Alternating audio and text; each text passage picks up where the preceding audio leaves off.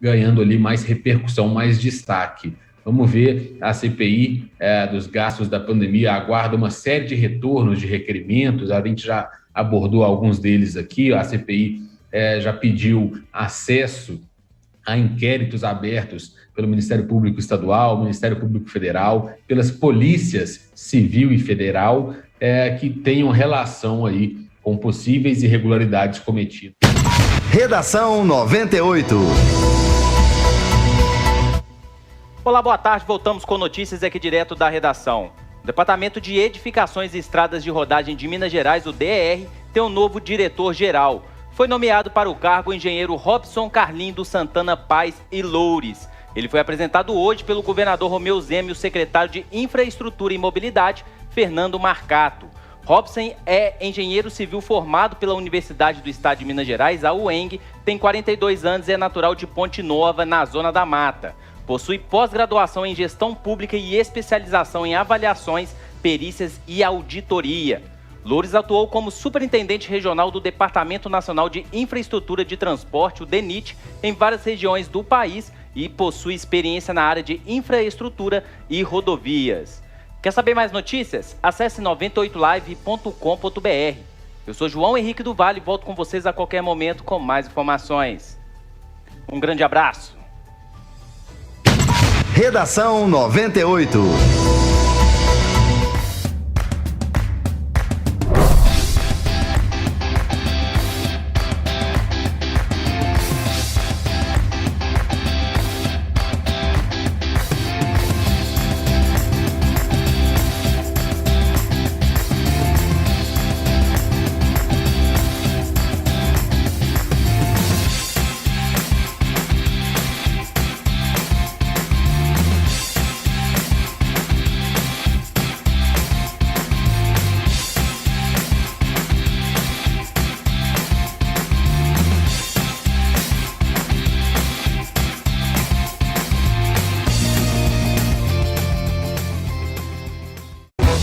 De volta na 98 Radiocast.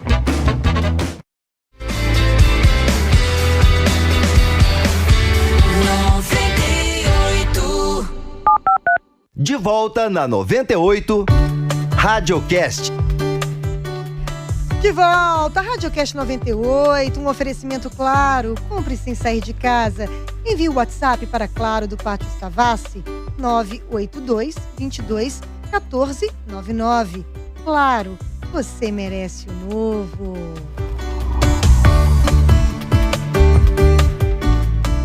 Eu falei no primeiro bloco, mas eu vou repetir aqui, eu não sei se vocês sabem, hoje é o Dia Internacional do Orgulho Gay, também conhecido como Dia Internacional do Orgulho LGBTQI+.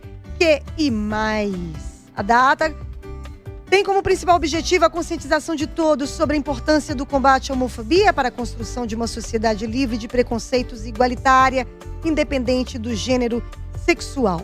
Aproveitando o tema, nosso convidado de hoje é o Matheus Oliveira. Ele é filósofo, professor de ensino religioso e de italiano, com formação na Faculdade de Filosofia de Diamantina, Faculdade de Direito em Belo Horizonte, pós-graduação em Ciência e Fé em Roma, mestrado em Filosofia também em Roma e mestrado em Ciências da Religião pela PUC Minas. Hoje, ele está aqui para conversar com a gente sobre tolerância ou a falta dela, né? Matheus. Olá, tudo bom? É uma alegria ter você aqui hoje, Matheus. Uma alegria o convite, muito obrigado pela oportunidade de estar aqui hoje. Muito obrigada. Matheus, a gente hoje está discutindo sobre tolerância, né? Ou a falta da tolerância. Eu sei que você é um professor de ensino religioso e que já estudou várias religiões. Eu queria saber se existe tolerância entre essas religiões. São muitas ao redor do mundo. Então, eu costumo responder, Fernanda, que para questões complicadas não existem respostas fáceis. E assim, há casos de intolerância e há casos de tolerância e intolerância. Vai depender de cada caso, de cada lugar, não dá para responder. Mas assim, podemos dizer que depois da Segunda Guerra Mundial, principalmente depois daquele desastre que foi a Segunda Guerra Mundial, depois da Carta de Direitos Universal, né, de Direitos Humanos de 1948, podemos dizer que começou um movimento um pouco maior assim, de tolerância entre as religiões. Isso é positivo. Isso é muito positivo mesmo, porque a gente hoje ainda vê, né? Eu perguntei isso, mas a gente já sabe que a tolerância, principalmente em religiões, que é o que a gente muitas vezes vê, né, aqui, ela ainda tem muito a caminhar. Eu disse que são várias religiões, que você estudou sobre isso, porque as pessoas costumam achar que a religião dela é a mais importante, né? E não é, né? Na verdade, o mundo é muito vasto, são muitas religiões, agora né? há pouco de um vídeo, eu imagino que você deve ter assistido também, do Porta dos Fundos do Deus da Polinésia. Deus da Polinésia. Adoro o vídeo. Aquilo é sensacional, inclusive um dos melhores bordões Porta dos Fundos, o Errou Rude, surgiu naquele vídeo, mas apesar da brincadeira, tem ali um questionamento bem interessante, né? Porque todo mundo coloca a sua religião como... Olha, todo mundo não, mas muita gente coloca a sua religião como aquela definitiva, aquela que acerta e as outras estão erradas.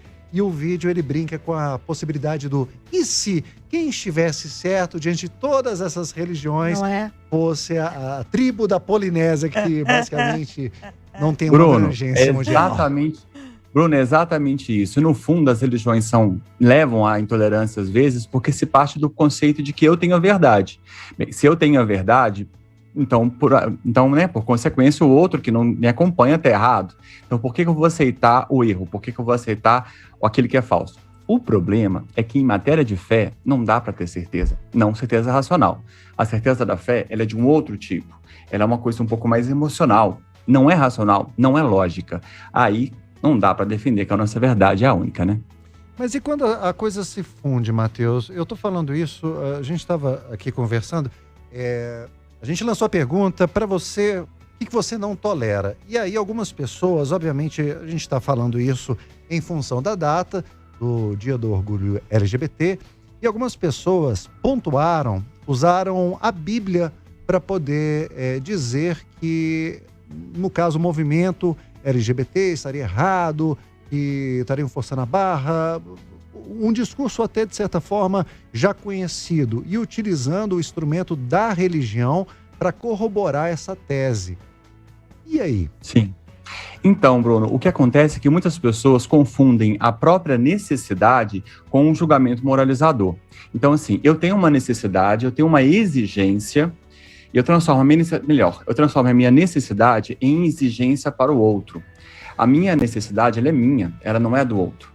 Por exemplo, eu sou contra, alguém diga, né? Por causa da Bíblia, eu sou contra o casamento entre homossexuais. A não ser que você tenha sido pedido em casamento, você não tem que ser contra e nem a favor. Você pode se negar, né? Então, assim, qual que é a sua necessidade real? É que ninguém invada o seu espaço. A vida do outro não é a sua necessidade. Então, aí uma expressão da sua necessidade de uma forma errônea. Então, a gente expressa, a gente mistura, né, os nossos valores com julgamentos moralizadores. Então, valores são pessoais, são meus. Então, na minha vida, no meu espaço, mando eu. Tá certo? Então, pode usar a Bíblia como referência. Agora, eu não posso usar a Bíblia como referência para alguém que não admite a Bíblia como referência. Entende? Quer dizer, julgar o outro através da sua própria régua, que deveria servir só para você mesmo. Exatamente. Até mesmo, Bruno, porque assim, o que a gente tem que aprender é que nós não vamos viver em um espaço em que todos pensem da mesma forma. É loucura, tá? Se você tá achando que alguém vai ter que pensar como você pensa, então assim, vai ter que mudar para Marte. Porque não tem ninguém lá, é mais fácil. Exatamente por isso. Sempre vai ter alguém que pensa de modo diferente. E acho que a dificuldade de viver em sociedade é realmente conviver com aqueles que têm valores diferentes, né? Acho que alguém falava um pouco sobre fragilidade, não sei se foi você ou foi a Fernanda um pouco mais cedo. O problema todo é que nós vemos nossos valores de modo muito frágil. E aí a gente acha que para eles existirem, nós temos que acabar com o diferente. Não, tem que perguntar. Por que eu sou tão frágil? Por que o outro me incomoda tanto? Ô, Matheus, e você como um filósofo, eu vou te perguntar uma pergunta filosófica. Por que é tão difícil a gente aceitar o outro, a diferença do outro? Por que é tão difícil a gente aceitar um pensamento diferente do nosso? Porque é difícil compreender o outro, Fernanda. Nós não fomos educados, principalmente nossa geração cringe, eu tô nela. Cringe total. Total cringe. Gosta da Disney e tudo mais. E café, então, todos os dias. Eu gosto de Harry Potter. Também adoro. Vocês estão me constrangendo. Por quê, né, cringe, não? Ele é. Eu estou no momento de descringização. Eu tô deixando de ser cringe. Meu Deus. Mas Vamos então, lá, nós não fomos criados uma linguagem e uma educação compassiva e de compreensão e de escuta ativa.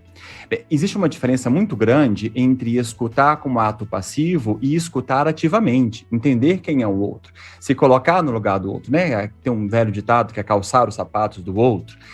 Como nós não fomos educados nisso, nós não vemos o outro, nós vemos apenas nossas próprias representações e nós jogamos em cima do outro as nossas perspectivas. Então, enquanto a gente não for capaz de ver o outro como o outro, né, digamos do filho, ver a mãe que chega sexta-feira, depois do trabalho, cansada, né, tá em crise, tá com medo, tá com pandemia, tá com dinheiro faltando, deixa a mulher tomar um banho, depois você pede o que você precisa. Então, assim, qual é a dificuldade do filho de entender o cansaço da mãe? Ele não foi educado a entender quem é aquela pessoa que está, e ele exige, né? Volta de novo à questão das nossas necessidades como exigências.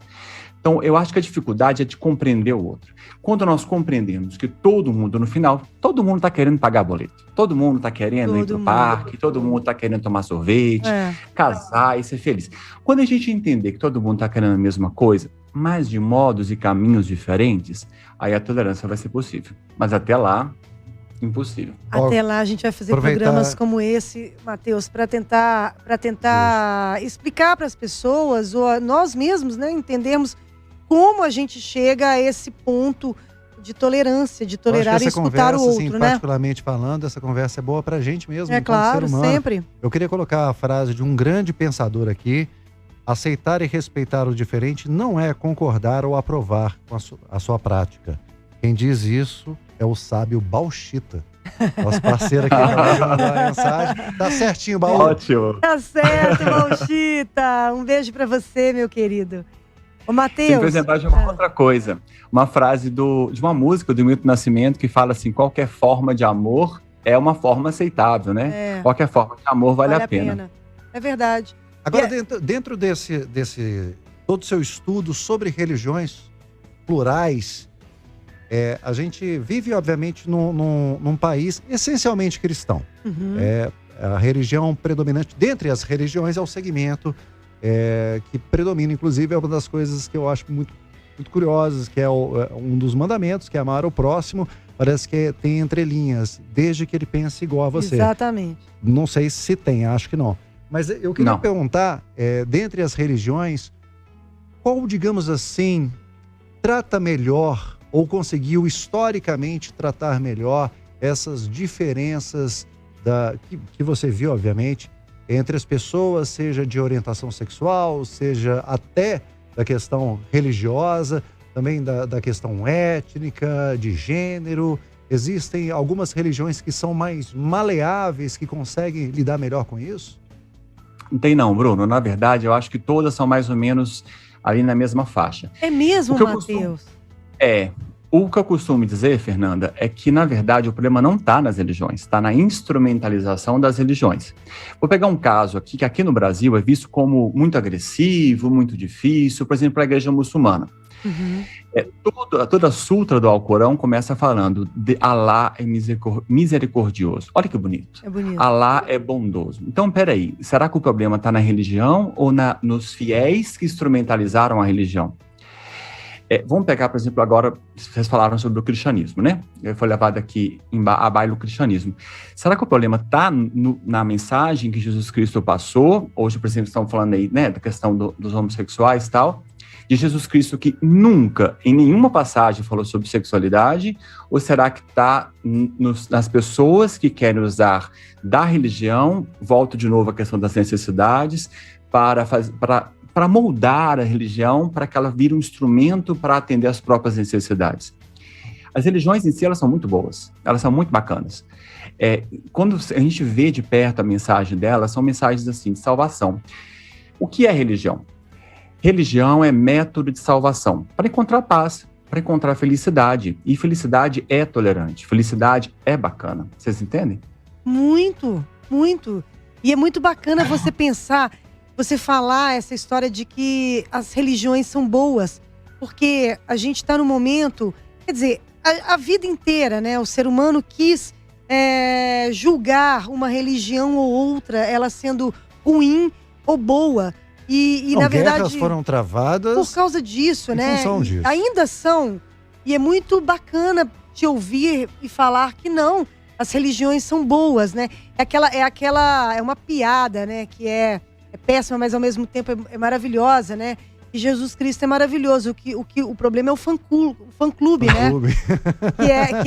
que é isso, né? Que todo mundo fala, Você sabe, né? uma coisa interessante, assim, que eu fico pensando a respeito disso, que uma coisa primal do ser humano é o senso de pertencimento. Nós somos, em essência, o serzinho mais vulnerável da história da Terra. Um cachorrinho, se nascer ali, ele dá conta de se virar muito mais rápido do que um ser humano que padece se não tiver o auxílio de outro ou outros seres humanos.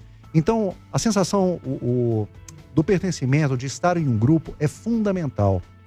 E eu não sei até que ponto a religião ela passa a cumprir este papel, sendo que estar em um grupo pode ser, sim, significado por rivalizar com outro grupo. É aquilo assim, eu sou isso porque eu não sou aquilo. E talvez, quando o Mateus fala sobre instrumentalizar a religião, pode estar ligado a esse instinto, vamos dizer, natural do ser humano de sobrevivência, né? De pertencer e de rivalizar com o diferente. Não, Mateus, eu estou viajando. Não, tá viajando não. E por acaso, aqui em cima tem uma prateleira de livros, e eu achei um livro aqui que estava na minha mão, que fala justamente isso. Esse livro aqui, ó, que é o Sapiens, o Harari. E ele fala que a religião, ela é um grande construto abstrato, que assim como é, por exemplo, o Estado, a família, né? Porque concretamente tem esse microfone, concretamente tem esse relógio. A religião, a família, o Estado, o dinheiro, né? São coisas que não existem concretamente, mas que tem uma ação concreta, ela unifica o grupo, ela cria um objetivo para o grupo e nos faz seres fortes, né? Faz a comunidade humana ficar muito forte. E nesse sentido, sim, a religião ela é muito bacana. Mas a diferença, ela não deve ser vista como uma coisa que atrapalha a minha subjetividade. Que bom que as pessoas são diferentes, porque senão eu não teria a minha individualidade. Que bom que alguém pensa diferente, que bom que alguém é diferente, porque senão, quem seria eu? Eu não seria nada. Né? Meu cabelo tá desse jeito aqui, que bom que seu cabelo é diferente. Você não tem que ter o cabelo igual ao meu, porque senão quem é você, quem sou eu? Não somos ninguém, né? Então, assim, que legal que há a diferença. Porque é só na diferença que a gente pode conviver, senão a gente para de existir. Quer dizer, tinha opção A, opção B. Opção A, você olhar o diferente e entender, olha, então eu sou isso porque eu te respeito, mas você me mostra que há uma diferença. Opção B, vou acabar com quem não pensa igual a mim. E eu acho que muita gente foi para a opção B. É mais ou menos Sim. isso. E aí, quando eu acabo com quem pensa igual a mim, quem é que sobra no final? Só eu.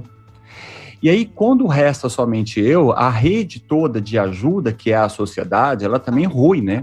Não é inteligente. Eu falei sobre a Segunda Guerra Mundial porque ela foi um marco no mundo para mostrar, olha, como dizia Mandela, ou a gente aprende a conviver todos juntos, ou morremos todos juntos como idiotas. O Mandela também tem uma frase muito interessante que ele fala que uma criança não nasce odiando, ela aprende a odiar. Sim. E se ela aprende a odiar, então ela pode aprender a amar. É isso Exatamente. aí. Daqui a pouquinho a gente está de volta com o professor, filósofo, um querido, Mateus, falando sobre religiões, tolerância, amor ao próximo, para a gente tentar... É isso que eu falei. Hoje eu quero frisar muito isso, para a gente tentar evoluir e sermos seres humanos melhores. E nesta segunda-feira estamos falando sobre tolerância ou a falta de tolerância, mas uma coisa eu tenho certeza que todo mundo concorda comigo. E a felicidade não cai do céu.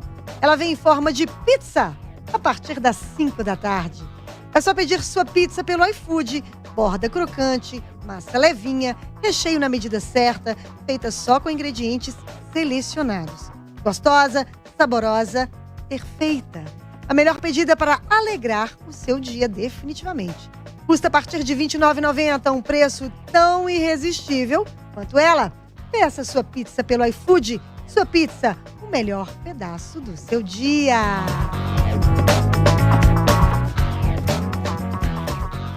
Matheus! Olá. Para quem está sintonizando agora, hoje estamos falando com o filósofo, professor Matheus Oliveira, e sobre tolerância, né? Ou como a gente chega... A gente consegue algum dia, Matheus? Você já falou sobre isso, né? Como existe algum exercício que a gente possa fazer como humanidade para tolerar mais o outro, para tolerar mais as ideias diferentes do outro? Eu acho que o maior exercício que a gente pode fazer é tentar se colocar no lugar do outro. Isso é uma coisa muito difícil. E assim, a gente vai, à medida que a gente vai passando os anos, né, sendo capaz de cada vez mais entender a realidade do outro. Mas é muito difícil se colocar no lugar do outro de verdade, porque quando a gente observa um problema, a gente ou fica no lado dos vilões e aceita que a gente é mal, ninguém quer isso, ou a gente tem que ser herói, tem que lutar. E lutar é difícil, né? Sair da zona de conforto é muito difícil. Então, às vezes, é preferível negar que existe um problema, é preferível dizer, olha, racismo não existe, preconceito contra gays não existe, contra a mulher não existe, e aí a tolerância vai ficando cada vez um pouco menor, né? É difícil ser padre Júlio Lancelotti, né? Tem que acordar cedo, né? Tem que acordar cedo. Tem que acordar muito cedo, né? Tem que acreditar. Tem que lembrar de uma outra pessoa, que é a Chiara Lubich, que é uma mulher italiana que nas guerras mundiais ela começou a trabalhar com um movimento chamado Focolarinos, que é um movimento ecumênico para todas as religiões. Ela é super bem aceita em muitas religiões. Ela dizia, olha, o amor, ele é feito no braço. Essa coisa de eu te amo na palavra não existe. Eu te amo é levando um café aí para você, eu te amo abrindo a porta para você. E sair da zona de conforto e tolerar e amar o próximo, olha, dá trabalho.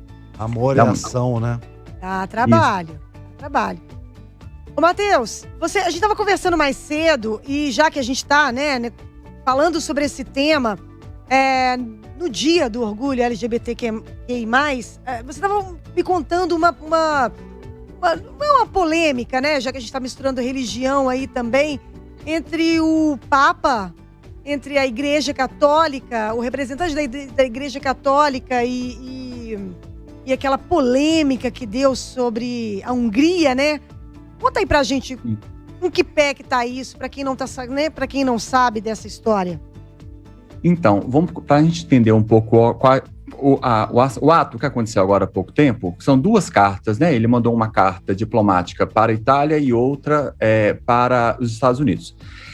E aí, para a gente entender um pouquinho isso, é preciso entender que a Igreja Católica ela tem níveis de forma de se comunicar. Então, existe os bispos, e existe o Papa, e existe outra instância que é o Estado Vaticano. São instâncias diferentes, com pesos de comunicação e posicionamento diferente. Ela não é uma coisa muito simples, né? Como dizia, problemas complexos requerem respostas complexas. Mas aí... está tendo agora na Itália uma chamada DDL, ZAN, que é um projeto de lei para a criminalização da homofobia, né, como existe aqui no Brasil. Já está avançado, vai acontecer, é irrefreável. O Estado Vaticano se colocou contra, né, enquanto Estado, não foi enquanto igreja. Aí o peso ele é bem forte. E se perguntou, né, quem é o Francisco diante, né, dessa lei, porque até então o Francisco era visto como, o Papa era visto como aquele que era aberto, que acolhia, que tinha uma né? Progressista, uma pastoral LGBT, se fala muito disso no mundo hoje em dia, está em voga na Igreja Católica. E aí, por quê? Qual o problema? É que a lei é para a tolerância. A lei não é para obrigar ninguém a ser alguma coisa, obrigar alguém a mudar o seu comportamento. é para que as pessoas só se tolerem, deixem o outro ser o outro. Só que no mesmo momento ele mandou uma carta falando sobre pastoral LGBT para os bispos dos Estados Unidos. Então, quem é o Francisco? E ficou em dúvida, né? Ficou essa coisa. Será que existe na Cúria Vaticana um grupo que está segurando o Papa e que está obrigando ele a fazer alguma coisa? Ou será que não? Isso tudo ainda é aquecido porque na Hungria, a Hungria está meio que em choque com a União Europeia, porque ela fez uma lei que é considerada pela União Europeia como homofóbica, e aí a União Europeia criticou a Hungria, e o Papa vai visitar a Hungria daqui a um mês ou dois, não sei. Então, como é que vai ser o papel do Papa enquanto chefe de Estado diante desse problema? Aí tem a Copa UEFA, que está acontecendo agora, né, na Europa, e aí houve eles proibiram de fazer luzes com relação com o dia LGBT, né? Todos os estádios da Eurocopa, em todos os lugares, eles aceitaram, menos na Hungria, que tem esse governo aí do Viktor Orbán. Exatamente.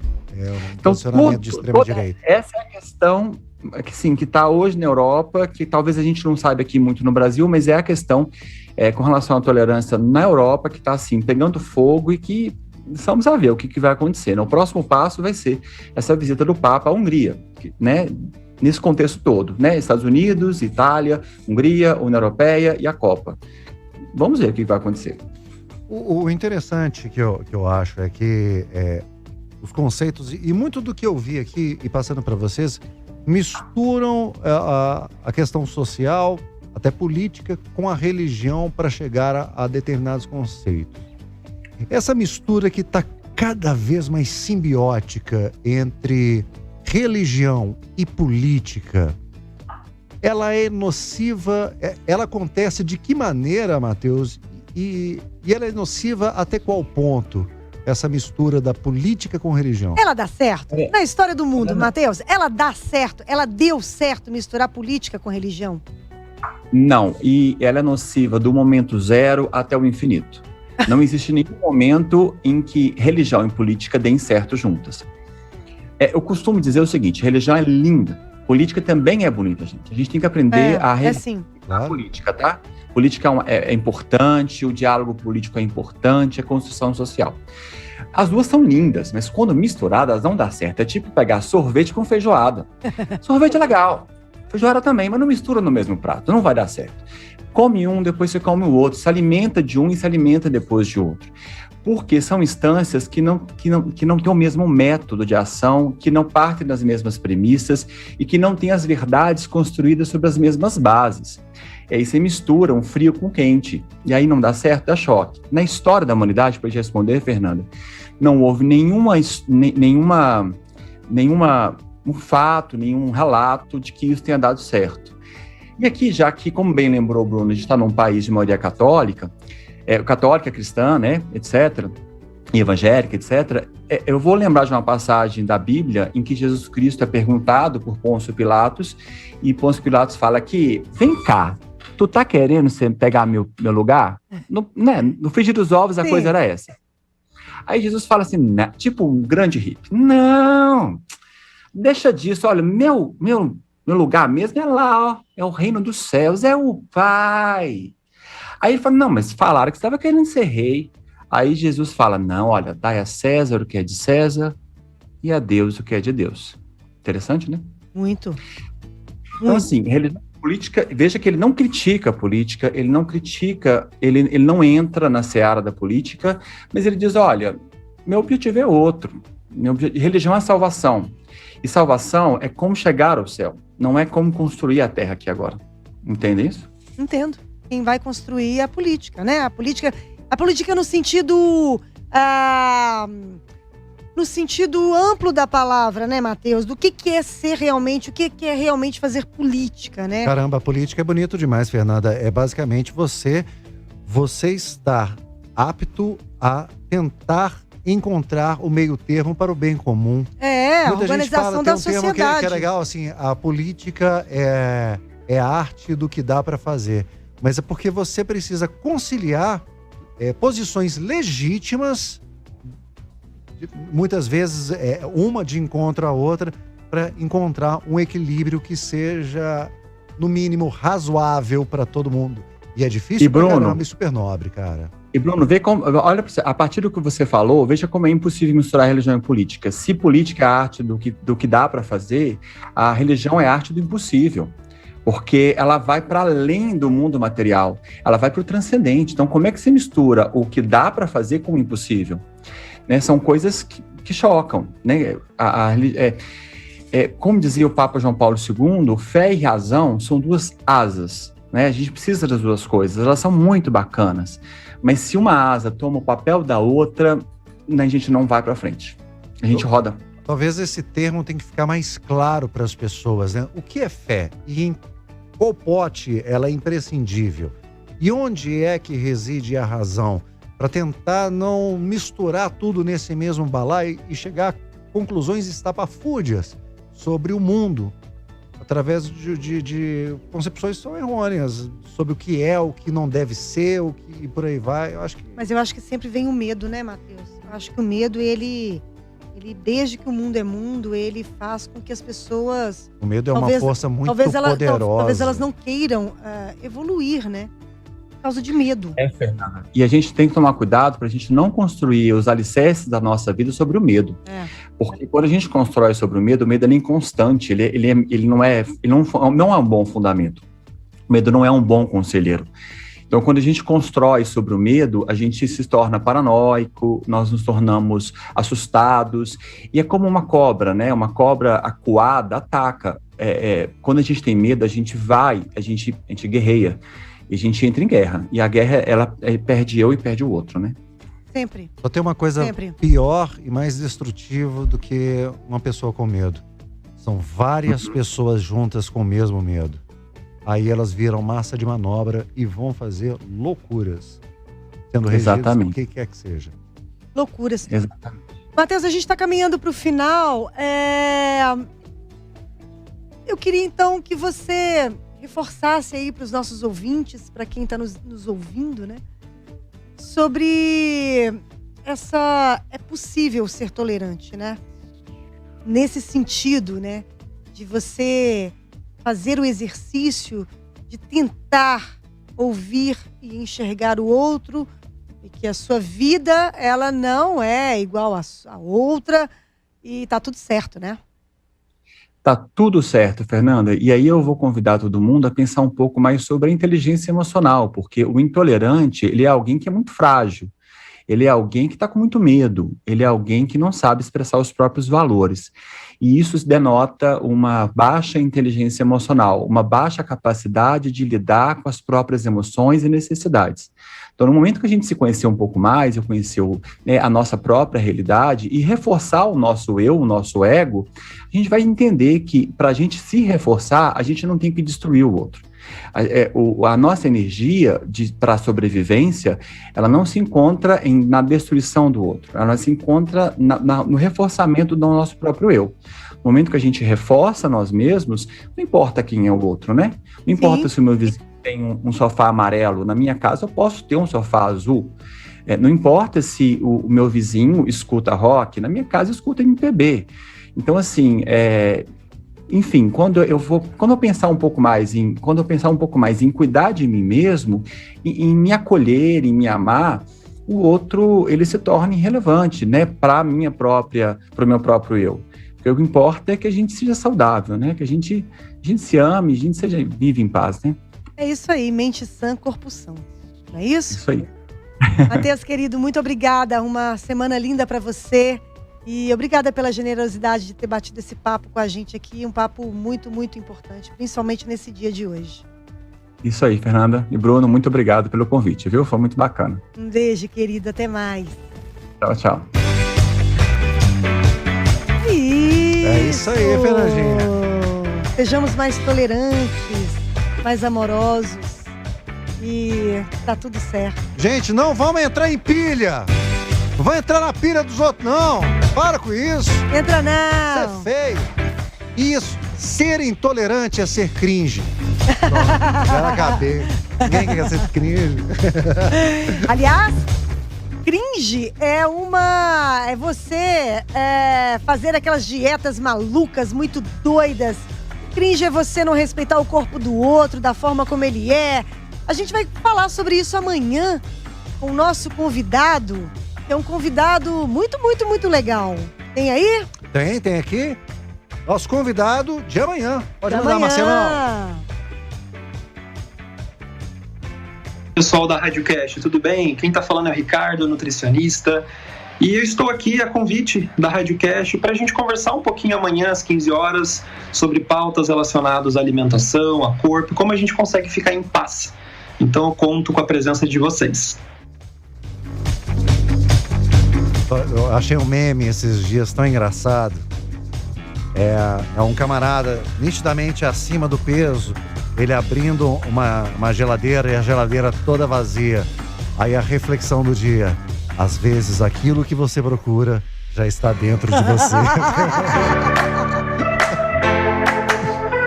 Ai, maravilhoso, gente. É isso, cada um com seu cada qual. Olha só, e durante todo o mês de junho foi realizada aqui em BH a 8ª edição do Prêmio de Música das Minas Gerais 2021. Muito, muito, muito legal, Fernanda. Com o objetivo de promover a cultura musical e valorização dos artistas, compositores e intérpretes mineiros, o festival foi aberto a músicos e grupos musicais com residência no estado de Minas. A edição do prêmio para 2021, devido à pandemia do Covid-19, foi toda online, feita através de lives transmitidas no YouTube do projeto. Mais de 2.000 artistas se inscreveram nos editais realizados, abrangendo cerca de 160 municípios de Minas Gerais. Destes, foram selecionados um total de 282 grupos para apresentação nas eliminatórias realizadas das cidades mineiras. Neste sábado será revelado o vencedor. E enquanto isso, durante toda essa semana, encerraremos o RádioCast com um artista finalista aqui de BH. Hoje conheceremos o som da banda Macedônia, com a música Chuva na Serra. Será que o vocalista se chama Alexandre? Poderia ser, né? Provavelmente. E antes da gente ir, eu quero dizer o seguinte, que o RádioCast é um oferecimento Claro. Compre sem sair de casa. Envie o WhatsApp para Claro do Pátio Savassi, 982 22 14 99. Claro, você merece o novo e você merece ouvir agora a banda Macedônia com a música Chuva na Serra. Um beijo, queridos e queridas. Até amanhã!